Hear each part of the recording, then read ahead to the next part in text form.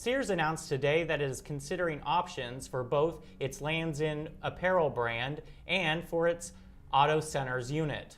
Joining me is Antony Karabus, president of Hilco Retail Consulting. Thanks for joining me, Antony. My pleasure, Richard. So today, Sears announced that it is looking at spinning off both Lands' End and its Auto Centers. Can you discuss this a little bit? I mean, this is a continuation of a liquidation of Sears. Yeah, I think this is could be described as a war of attrition.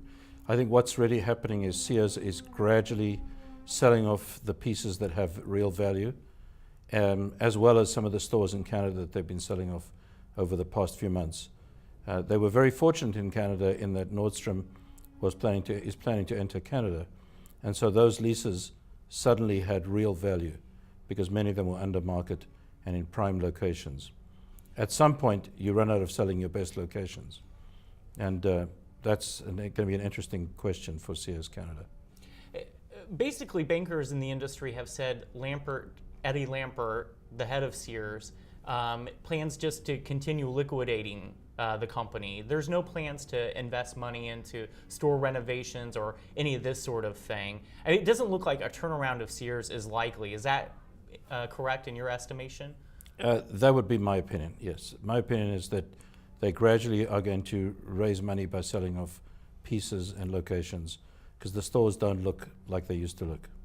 Now, could they get a pretty good valuation for a business like Lands' End if they spin it off, they take it public, it becomes its own entity? What's the best option for Lands' End, for example, or its automotive centers? You know, I think the best value comes when there's a defined need for an entity that has a clear proposition. So both of those businesses have, clear propositions, and they both, have significant businesses in their own right.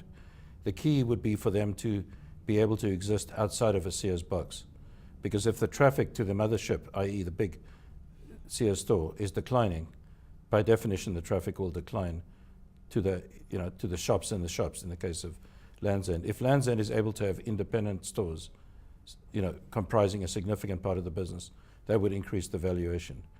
Now, what Sears Canada is doing in selling off locations mirrors a little bit what Hudson's Bay did in selling Zellers to Target. Is that correct? There's a huge demand for real estate in Canada, and that could push up the valuation of Sears Canada. Is that right? Well, I think it's a slightly different situation, and I'll tell you why. Because when Richard Baker took over Hudson's Bay Company a few years ago, he realized very quickly that the Bay was a fantastic asset with a great heritage that had been undermanaged for many years by the previous management team.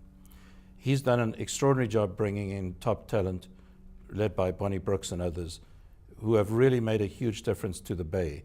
It became evident that Zellers, because it had been undermanaged for so many years, had essentially given up its market-leading position to Walmart Canada. And Zellers didn't really have a future. Having said that, what do you do with all these boxes all over the country? There was no obvious taker for them until Target decided to come to Canada.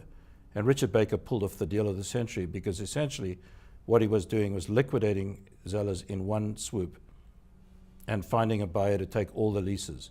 And he sold all the leases for just under $2 billion, which was an extraordinary deal. So he achieved two things.